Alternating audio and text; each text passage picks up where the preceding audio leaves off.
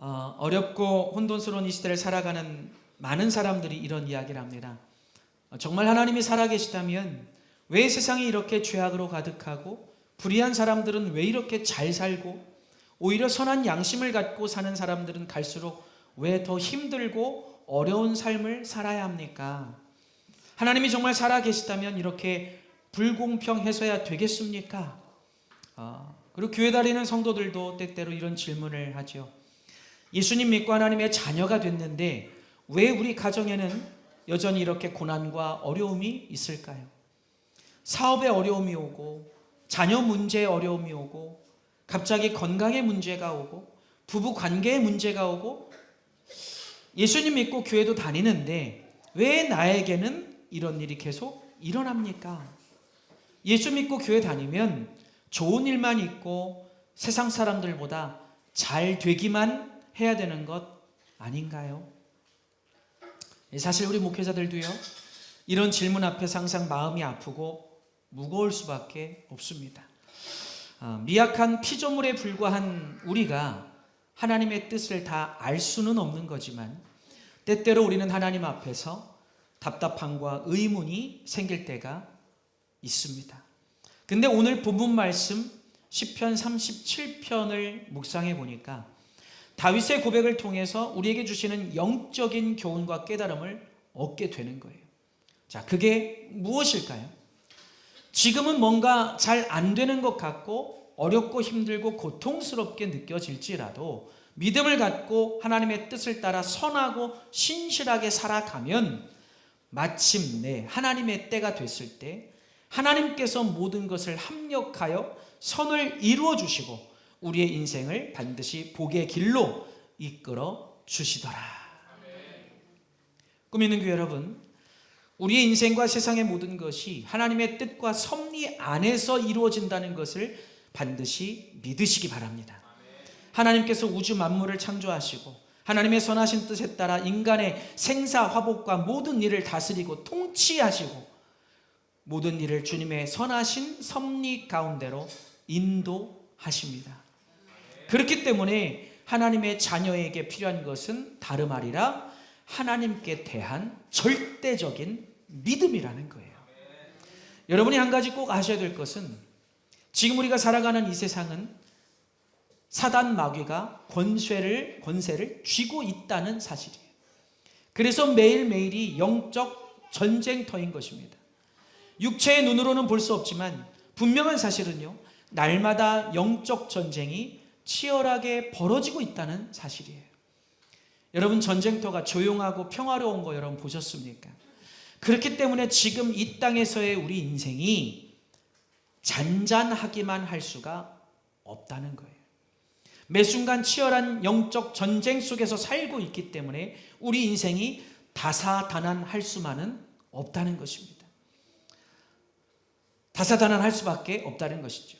근데 중요한 것은요, 끝없는 이 영적 전쟁에서 승리하고 살아남는 것이 내 힘으로는 불가능하다는 거예요. 하나님의 도우심과 인도하심이 없이는 불가능이라는 것입니다. 따라서 인생의 수많은 문제들 앞에서 내 힘과 내 방법으로 해보려다가 절망하고 좌절하고 낙심하는 인생을 반복하지 말고 이제 주님께 맡깁니다. 내 삶의 모든 것을 이제 믿음으로 주님께 맡깁니다. 나의 일생을 이제 주님께 맡깁니다. 내 가정을 주님께 맡깁니다. 내 자녀들을 주님께 맡깁니다. 직장 상황을 주님께 맡깁니다. 사업을 주님께 맡깁니다. 나의 교회를 주님께 맡깁니다. 나의 꿈과 비전을 주님께 맡깁니다. 확고한 믿음으로 주님께 맡기고 의지하면 주님께서 주님의 선하신 목적과 뜻을 따라서 이루어 주시는 줄로 믿으시기 바랍니다. 할렐루야! 이것이 바로 이 땅에서 하나님의 자녀들이 승리하는 비결인 거예요. 어려운 문제 상황에서도 믿음의 주요 온전케 하시는 예수님을 바라보고 모든 것이 합력하여 선을 이루게 하시는 능력의 주님을 믿고 의지할 때 반드시 선하신 하나님께서 도와주시고 이루어 주시는 거예요. 이것이 경험되어지고 이것이 믿어지는 것이 진짜 신앙인 것입니다. 하나님의 자녀들은 이 땅에서의 삶이 아무리 지치고 힘들지라도 쉽게 절망하거나 믿음을 버릴 필요가 없어요. 하나님의 자녀들에게는 이 땅에서가 끝이 아니라 영원한 하나님의 나라가 기다리고 있기 때문입니다. 힘들면 힘들수록, 문제나 어려움이 크면 클수록 더 믿음을 지키고, 더 간절히 기도하고, 더 뜨겁게 예배하고, 더 열심히 주님 나라를 위해서 충성함으로 하나님 나라의 복을 받게 되는 저와 여러분이 되기를 주님의 이름으로 축원합니다. 자, 여러분, 우리 하나님은 좋은 것을 주시고 복을 주시기를 원하시는 하나님이신 줄로 믿으십니까? 믿으십니까? 자, 그런데요, 문제는 그것을 아무나 얻는 게 아니라는 사실이에요. 아무나 누리게 되는 게 아니라는 사실입니다. 하나님은 어떤 사람들을 기뻐하시고 축복하실까? 하나님은 어떤 사람들을 대대손손 복되게 하실까? 오늘 말씀을 통해 이것을 알게 되기를 주님의 이름으로 축복합니다. 첫 번째로 따라할까요? 하나님께서 인생의 주권자이심을 믿어야 한다. 아멘. 오늘 23절 말씀 함께 읽겠습니다. 여호와께서, 시작. 여호와께서 사람의 걸음을 정하시고 그의 길을 기뻐하시나니. 할렐루야. 할렐루야. 여러분, 하나님께서 우리 인생의 주권자이시라는 사실을 믿으십니까? 야, 세 분만 믿으시는 것 같아요. 하나님께서 나의 인생의 주권자이시라는 사실을 믿으십니까? 아멘. 하나님은 택하신 자녀들의 인생의 주권자가 되셔서 신실한 성도의 삶을 복되게 하시고 그걸 통해서 하나님의 영광을 세상에 나타내기를 원하신다는 사실이에요. 할렐루야.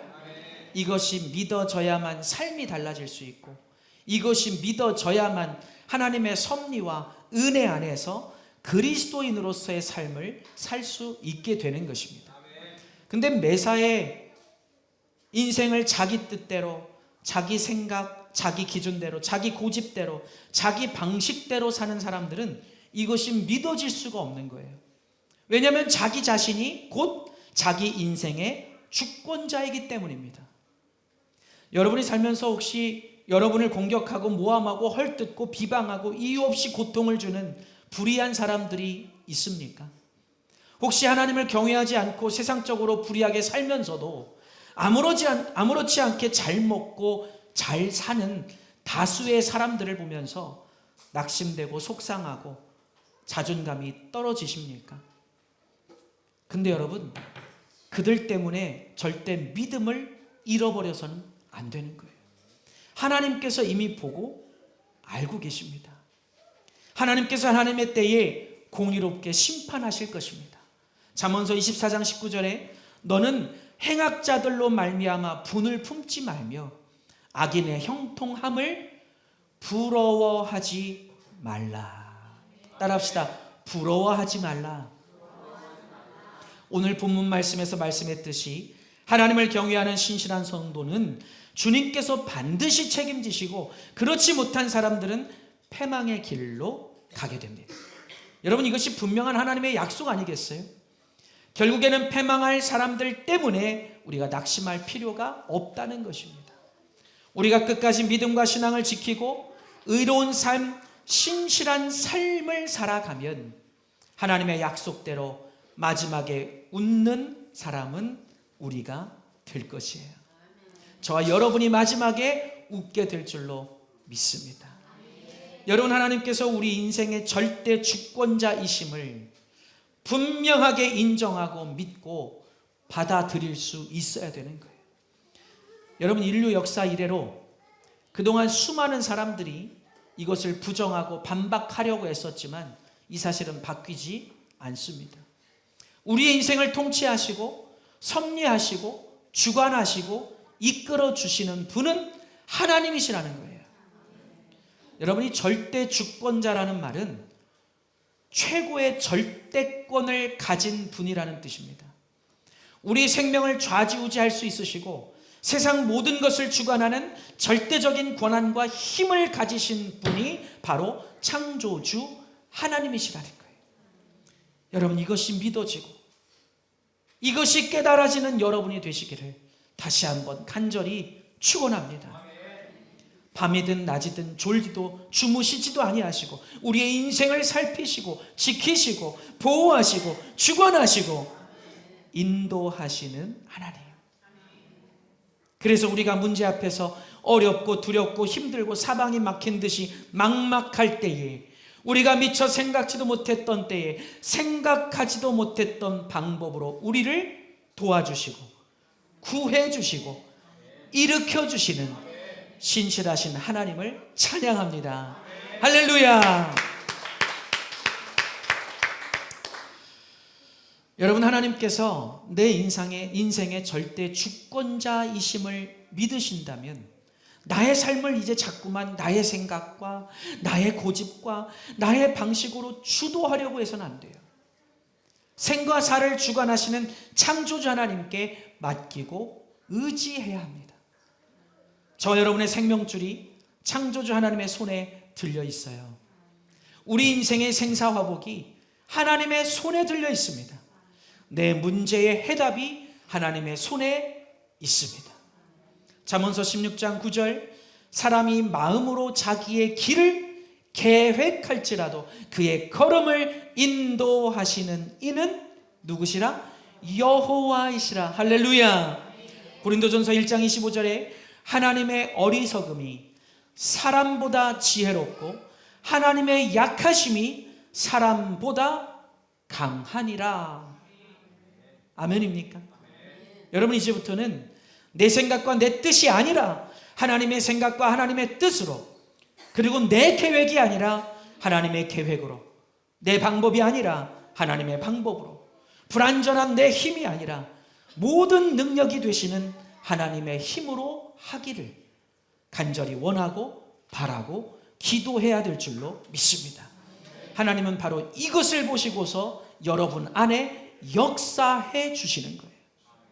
마태복음 6장 26절에 공중의 새를 보라, 심지도 않고 거두지도 않고 창고에 모아 들이지도 아니하되 너희 하늘 아버지께서 기르시나니 너희는 이것들보다 귀하지 아니하냐. 아멘. 여러분, 보잘것없는 새조차도 하나님께서 길러주신다는데, 하물며 하나님이 택하신 하나님의 신실한 자녀를 하나님께서 그냥 두시겠냐는 말씀이에요. 먹고 사는 문제, 인생의 모든 문제들을 하나님께서 반드시 도우시고 책임지실 거니까 너희는 염려하지 말고, 너희는 근심하지 말고, 너희는 요동하지 말고 오직 하나님과 하나님의 말씀을 확고하게 믿고 의지하면 반드시 하나님께서 책임지시겠다고 하시는 약속의 말씀이에요.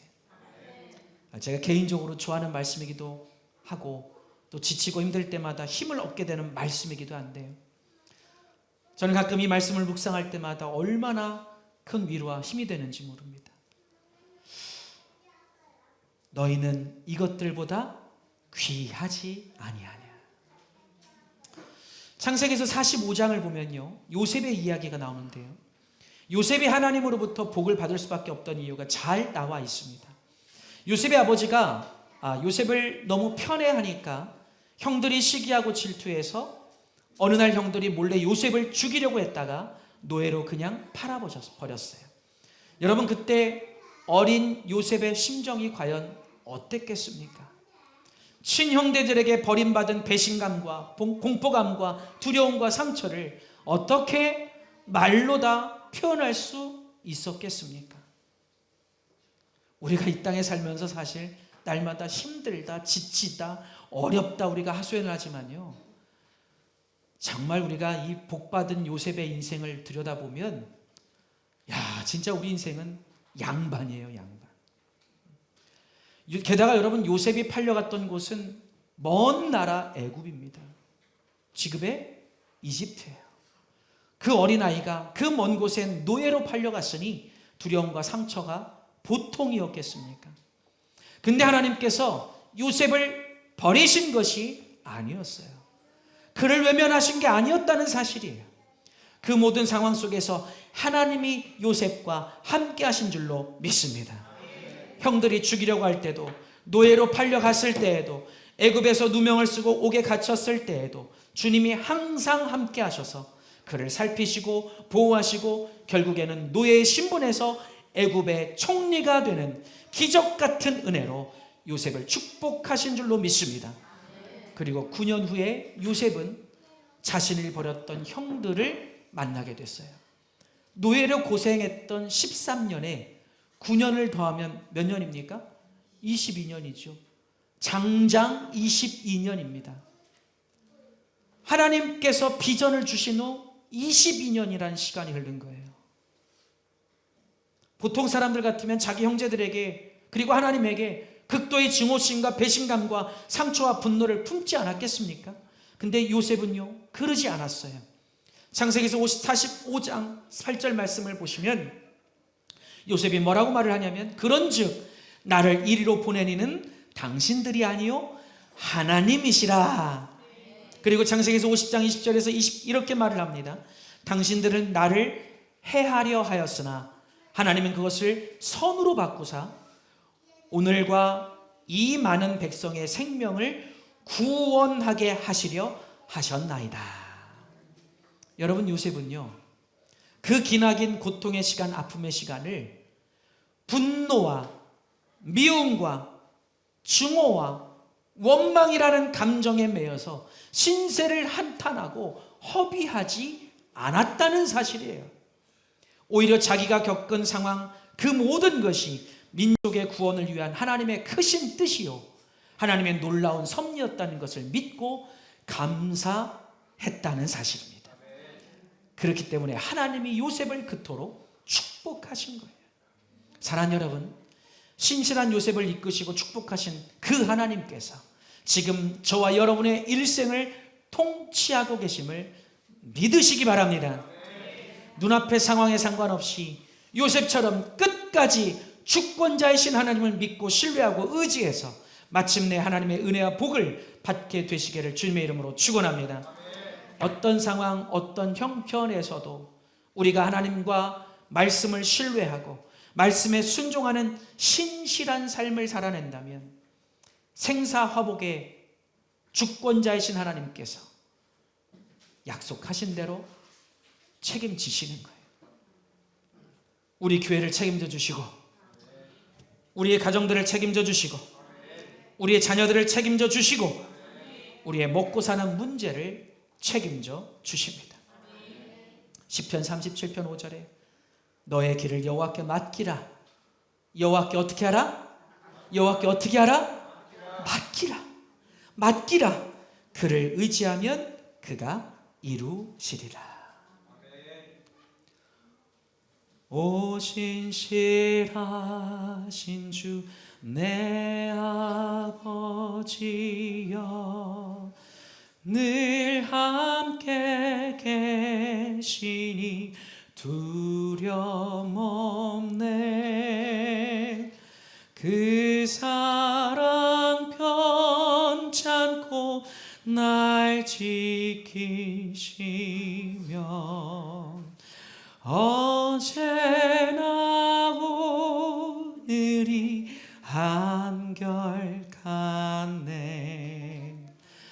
오 신실하신 주, 오 신실하신 주, 날마다 자비를 베푸시며 일용할 모든 것 내려주시니 오 신실하신 주 나의 구주. 우리 하나님을 찬양합니다. 아멘. 여러분, 이제부터는요, 힘들고 어려울수록, 잘 풀리지 않을수록 주권자이신 하나님께 나가서 기도하는 여러분이 될 수 있기를 주님의 이름으로 축복합니다. 정말 여러분이요, 매사에 기도로 사셔야 돼요. 정말 매 순간 기도로 사셔야 돼요. 기도의 무릎으로 살아가셔야 돼요. 기도한다는 것은 하나님께 대한 믿음이 있다는 것이기 때문에 주님이 기뻐하십니다. 여러분, 믿음의 기도는요, 절대 배신하지 않아요. 반드시 하나님의 응답이 있습니다. 여러분의 삶을, 여러분의 형편을, 여러분의 문제를 주권자이신 하나님 섭리에 맡기시고 기도하시기 바랍니다. 여러분, 자꾸만 세상 방법으로 풀어보려고 하지 마세요. 절대로 하나님이 풀어지게 두시지를 않습니다. 선하신 하나님께서 이끌어 가시도록 여러분의 삶을 주님께 맡기십시오.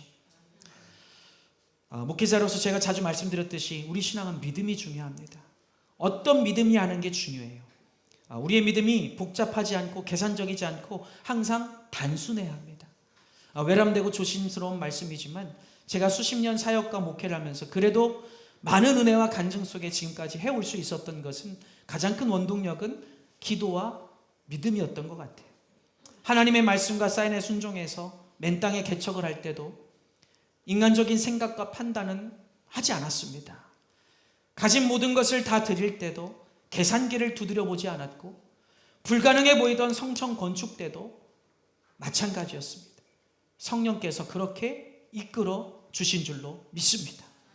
제가 한 것이란 것은 주님과 주님의 말씀을 믿고 기도하고 순종한 것뿐이에요.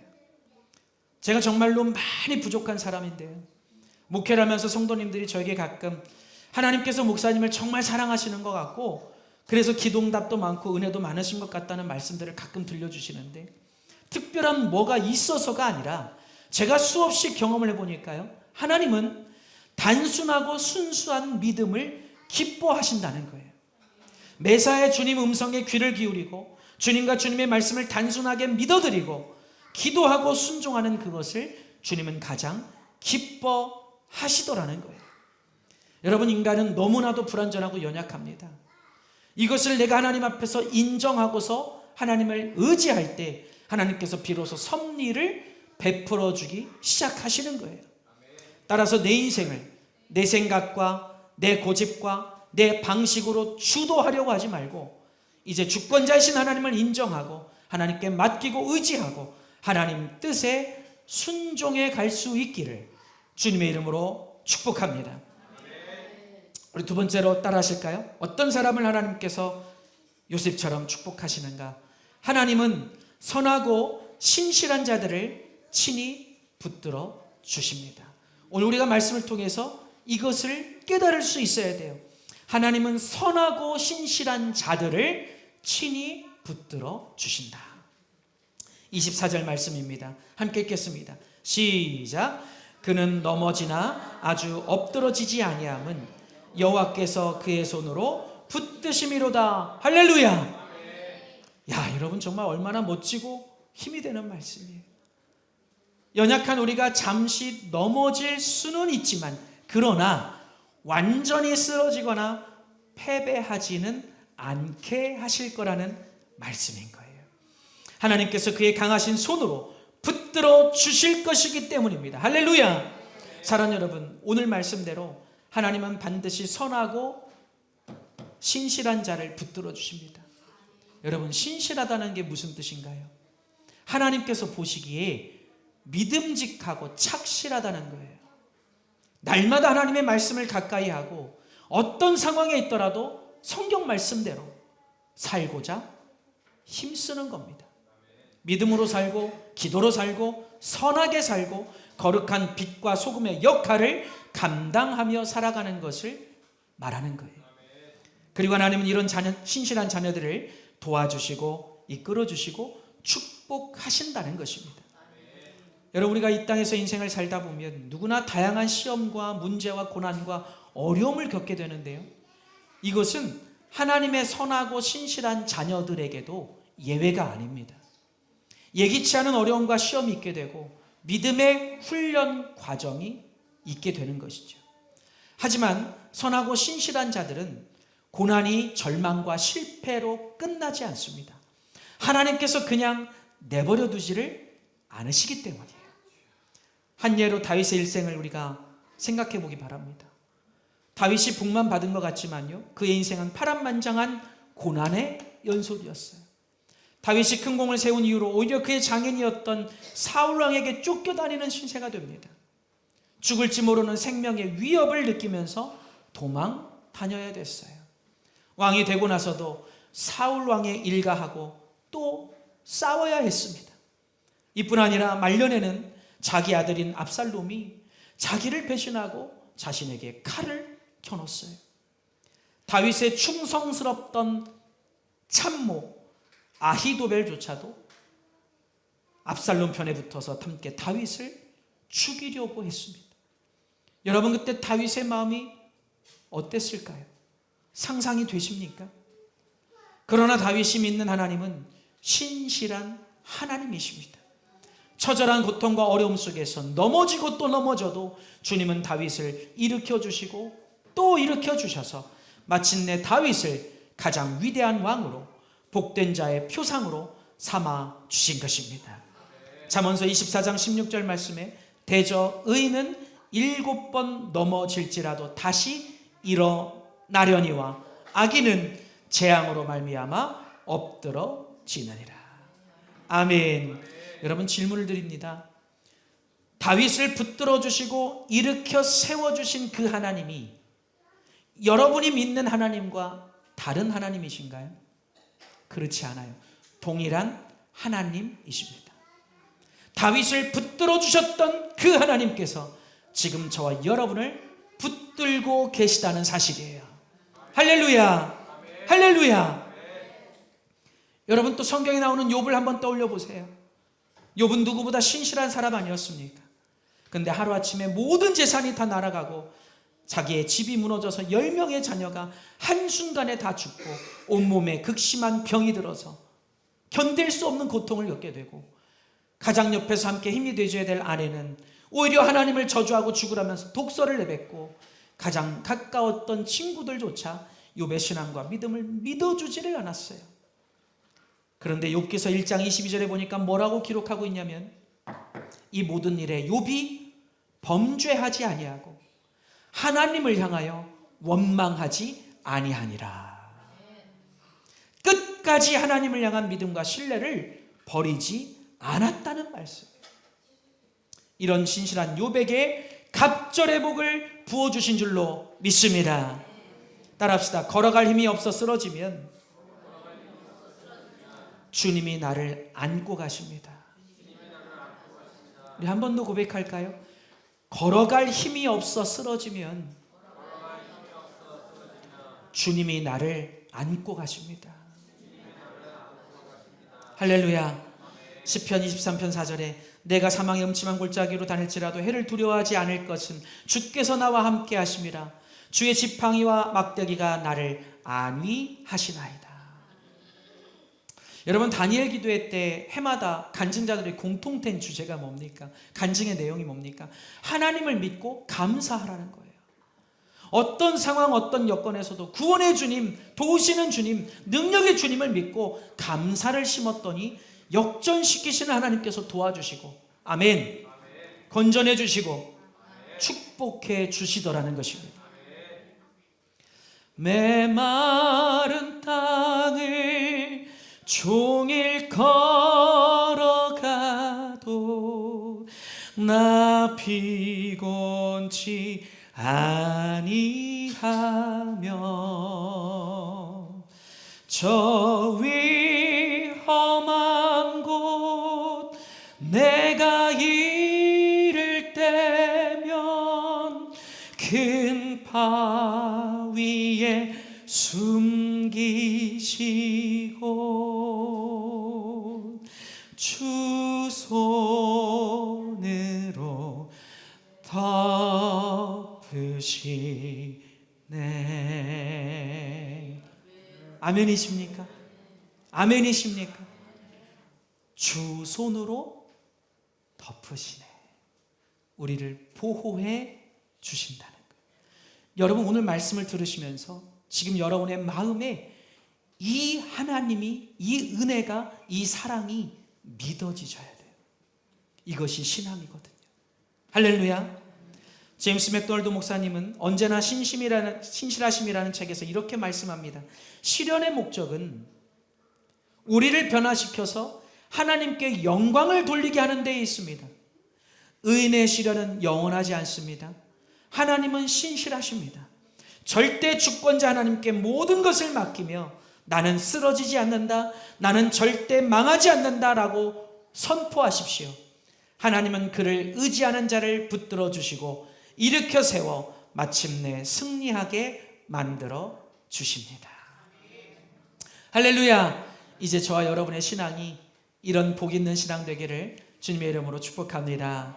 마지막 세 번째로 따라합시다. 하나님은 선하고 신실한 자를 축복하신다. 아멘. 25절에서 26절 말씀인데요, 제가 쉬운 성경으로 다시 읽어드립니다. 내가 어려서부터 늙기까지 이제껏 살아오면서 여호와께서 의로운 사람을 내버려 두시는 것과 그들의 자녀들이 구걸하는 것을 보지 못했습니다. 의로운 사람은 언제나 넉넉하여 다른 사람에게 나누어 주기를 좋아합니다. 그래서 그들의 자손들이 복을 받습니다. 할렐루야. 여러분, 오늘 이 말씀을 꼭 붙드시기 바랍니다. 하나님은 말씀을 지키시는 분이세요. 우리가 하나님의 말씀을 믿음으로 붙들고 순종하면 반드시 주님이 말씀대로 이루어 주시는 것입니다. 저와 여러분이 주님을 믿고 의지하고 주님 말씀대로 순종해서 선하고 신실한 삶을 살아가면 하나님께서 하늘의 복을 부어주신다고 약속하신 거예요. 근데 더 놀라운 것은요, 나에게만 주시는 게 아니라 더 나아가서 내 가족과 내 자손에게까지도 복을 이어받게 해주신다고 약속하신 것입니다. 할렐루야. 복이 넘치게 하셔서 타인에게 나눠줄 수 있는 귀하고 복된 인생이 되도록 만들어 주신다는 것입니다. 여러분, 이것이 주님의 분명한 약속인 거예요. 사랑하는 여러분, 우리가 주님을 바르게 믿고 선하고 신실하게 살고자 힘써야 되는 이유를 아시겠습니까? 지금 이 세상에는요, 예수님을 믿는다 말하면서도 실제로는 그다지 믿음 없이 하루하루 그저 내 만족과 내 유익을 위해서 살아가는 사람들이 훨씬 더 많습니다. 근데 성경 말씀을 보면 그들의 마지막은 하나님의 심판과 질책과 책망이 있을 거라고 하셨어요. 근데 반대로 바른 믿음을 지켜내고 의롭게 살고자 신실하게 살고자 힘쓰는 사람들에게는 하늘의 복을 주시고 대대손손 그 복을 누릴 수 있도록 은혜를 주신다고 약속하신 것입니다. 나의 만족과 유익을 위해서 살지 않고 죽어가는 영혼들을 위해서, 교회를 위해서, 하나님과 하나님의 나라를 위해서 거룩하고 선하고 가치 있는 삶을 살아내면 주님은 주님의 딸을 따라 축복하시고 또 축복하시고 또 축복하시고, 아멘 하시는 분들에게 또 축복하시고 하늘나라의 상급을 주시고 우리 삶을 통해 대대손손 하나님의 영광을 나타낼 것이라고 약속하신 거예요. 여러분, 예수 그리스도를 믿어 구원받고 하나님의 자녀가 된 사람들에게는요, 하나님이 정해주신 인생의 궁극적인 목적이라는 것이 있습니다. 그것은 바로 의롭고 선한 일을 하며 빛과 소금의 역할을 감당하는 것이에요. 오직 하나님의 영광을 나타내는 삶을 살아야 한다는 것입니다. 에베소서 2장 10절 말씀이죠. 우리는 그가 만드신 바라 그리스도 예수 안에서 선한 일을 위하여 지으심을 받은 자니라. 디도서 2장 14절에도 말씀합니다. 그가 우리를 대신하여 자신을 주심은 모든 불법에서 우리를 속량하시고 우리를 깨끗하게 하사 선한 일을 열심히 하는 자기 백성이 되게 하려 하심이라. 어떤 것을 어떻게 하게 하신다고요? 선한 일을 열심히 하는 백성이 되게 하시려고 저와 여러분을 구원하셨다는 거예요. 여러분, 부흥하는 대부분의 교회들이 겪게 되듯이 우리 꿈이 있는 교회도 맨 땅에 빈손으로 시작해서 여기까지 올 수 있었던 것은 하나님의 크신 섭리와 은혜와 축복 외에도 돕는 이들의 수고와 헌신이 있었기 때문입니다. 아직 미약하고 작은 교회를 위해서 때에 따라 물질로 섬겨주시고 달란트와 재능으로 섬겨주고 함께 사랑으로 기도하는 신실한 사람들이 있었기 때문입니다. 사람들의 선한 마음과 수고와 헌신이 있었기 때문에 용기를 내고 힘을 내고 달려올 수 있었어요. 이것은 교회 부흥에 있어서 정말로 중요한 은혜입니다. 여러분, 우리는 이 거룩한 역할을 계속 이어가야 할 것입니다. 하나님께서 말씀하신 바대로 계속해서 우리가 선한 그리스도인의 역할을 해 가야 된다는 것이죠. 하나님이 그리스도인들에게 정해주신 목적대로 세상 사람들과 다르게 주의 말씀과 주의 가르침대로 살아내는 거룩한 삶과 그리스도의 빛과 향기를 전하는 삶과 그리스도의 사랑으로 헌신하며 주님의 몸인 교회를 세워가며 주님의 영광을 나타내는 신실한 삶을 살아내는 것, 이것이 바로 우리를 향한 하나님의 분명한 뜻이고 목적인 줄로 믿습니다. 그리고 하나님은 이런 신실한 성도들에게 반드시 축복하시겠다고 약속하신 거예요. 여러분, 미국의 조나단 에드워드라는 목사님의 가문이 있습니다. 제가 예전에도 한번 말씀드렸던 것 같은데 미국 역사에 큰 업적을 남기신 가문이에요. 근데 동시대에 살았던 사람 중에는 맥스 주크라고 하는 분이 또 있습니다. 두 사람 다 머리가 좋고 모든 면에 있어서 사람들에게 주목을 받던 사람들이었어요. 근데 이 두 사람에게는 분명한 차이점이 있었습니다. 아주 간단하게 설명드리자면 맥스 주크는 세상 사람들처럼 그저 자신의 육신의 만족과 유익을 위해서 자기를 위해서 세상적으로 살았고요.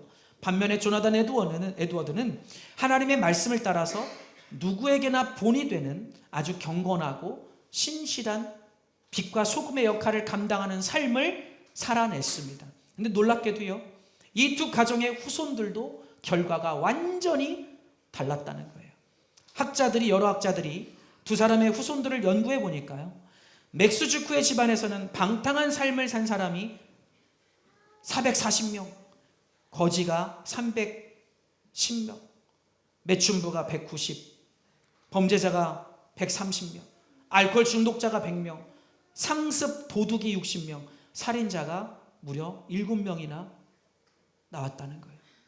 한마디로 국가에 엄청난 피해를 끼치는 집안이 돼버린 거예요.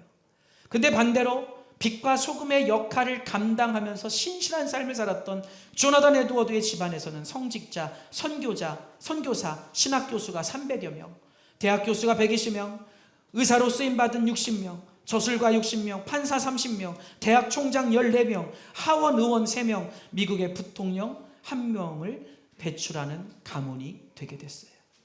두 집안을 연구한 학자들이 보니까요, 어떻게 결론을 내렸느냐, 예수님 잘 믿고 본이 되는 신실하고 선한 삶을 살아가니 그 가정이 다 잘 되고 더 나아가서 후손들까지도 하나님의 복을 받게 되더라는 것입니다. 믿으시면 아멘 합시다. 사랑하는 여러분, 우리가 하나님을 참되고 바르게 잘 섬기고 하나님의 영광을 위해서 빛과 소금의 역할을 감당하면서 헌신하는 삶을 살아내면 조나단 에드워드의 가문처럼 하나님이 약속하신 복이 대대손손 이어지게 될 줄로 믿습니다. 여러분, 오늘 주님의 말씀을 믿고 마음에 새기셨으면 좋겠어요. 우리가 예수님 잘 믿고 하나님의 명령대로 선하고 신실한 삶을 살아낼 때에 하나님이 나의 인생을 책임져 주시고 더 나아가서 내 가정과 자녀들을 책임져 주시고 자자손손 하나님의 영광을 나타낼 수 있도록 만들어 주십니다. 그렇기 때문에 이제부터 저와 여러분 모두가 하나님의 영광을 위해서 선하고 신실하고 의로운 삶을 살기를 축원합니다. 빛과 소금의 역할을 감당하며 살기를 축원합니다. 조나단 에드워드의 가문처럼 하나님이 기뻐하시고 축복하시는 아름다운 신앙의 명문 가문을 이루게 되기를 주님의 이름으로 축원합니다. 혹시 여러분 중에 여러분 가정에 여러분이 처음으로 예수님을 섬기는 일대 그리스도인이라도 상관없습니다. 그 전까지 여러분이 어떤 삶을 살았고 어떤 문제가 있었더라도 그것은 이제 문제가 아닙니다. 하나님은요, 예수님 믿고 난 이후에 달라지고 새로워진 삶을 보시고서 복을 주시는 거예요. 우리가 진심으로 회개하고 돌이켜서 하나님이 기뻐하실 만한 선하고 신실한 삶을 살아내는 것이 중요하다는 거예요. 제가 매일 여러분과 여러분의 가정과 여러분 사업장을 위해서 기도하는데요, 제가 기도하면서 항상 부르짖는 중요한 기도가 뭔지 여러분 아십니까? 하나님, 우리 교인들 모두가 영적인 눈과 귀가 열리게 해주시고 믿음이 크게 자라게 해주시고 날마다 기도로 사는 사람이 되게 하여 주옵소서. 주님의 교회와 주님의 나라를 위해 크게 쓰임받는 복된 성도들이 되게 하여 주옵소서. 여러분, 예수님 믿는 사람들의 비교 대상은요, 이제 세상 사람들이 아닙니다. 사람들이 신앙과 믿음이 없이도, 신앙과 믿음이 엉망이어도 돈 잘 벌고 손에 쥐는 것도 많고 잘 나가고 잘 되는 거에 축복인 것처럼 보이지만 절대로 그렇지 않아요. 하나님 말씀에 의하면 그들은 하나님의 때에 책망과 심판이 있게 될 거라고 말씀하셨어요. 중요한 것은 지금 눈앞에 보이는 지금의 상황과 형편이 아닙니다. 이것은 언제든지 하나님의 섭리와 은혜로 뒤바뀔 수 있기 때문이에요. 역전될 수 있기 때문이에요. 여러분, 진짜로 중요한 것은 뭐냐면 나의 믿음과 나의 신앙입니다. 하나님은 다른 것이 아니라 이것을 보시고서 축복하십니다. 여러분이 오늘 이것을 깨닫고 신앙생활 신실하고 뜨겁게 해가시기를 주님의 이름으로 축복합니다. 이제 말씀을 정리하겠습니다. 사랑하는 여러분, 우리 인생과 우주 만물을 주관하시는 분이 하나님이심을 이제 믿으시기 바랍니다. 그 하나님께서 신실한 자들을 책임지시겠다고 하셨어요. 이제는 여러분이 인생의 주권자가 돼서 여러분 생각대로 여러분이 주도하려고 하지 마시고 여러분 하나님께 맡기시기 바랍니다. 혹시 지금까지 어찌어찌 하나님의 은혜를 받고만 사셨다면 이제는 여러분 자신이 요셉처럼 복된 사람이 되셔야 합니다. 여러분 자신이 기도하는 사람이 되셔야 합니다. 여러분 자신이 하나님의 은혜와 복을 흘려보내고 나누어주는 빛과 소금이 되셔야 합니다. 다니엘 기도의 간증을 들어보면 누구나 깨닫게 되는 게 있잖아요. 야, 세상에는 나보다 훨씬 더 어렵고 힘든 여건 속에 있는 주의 자녀들이 정말 많구나. 그럼에도 묵묵히 믿음으로 주님과 동행하고 주님을 위해 충성을 다하는 신실한 삶을 살아내는 사람들이 많구나. 내가 그동안 너무 교만했었구나 하는 거예요. 여러분 잊지 마십시오. 지금의 내가 중요합니다. 내가 깨닫고 변하는 것이 중요하고요. 내가 주님의 말씀대로 이제 신실한 그리스도인의 삶을 살아내는 것이 중요하다는 거예요. 여러분 종교인처럼 되면 안 돼요. 하나님은 반드시 거룩한 자녀들을 축복하실 것입니다. 우리 교회가 그렇게 되길 바라고 이제부터 저와 여러분의 인생이 진실로 그런 인생이 될 수 있기를 다시 한번 주님의 이름으로 축원합니다.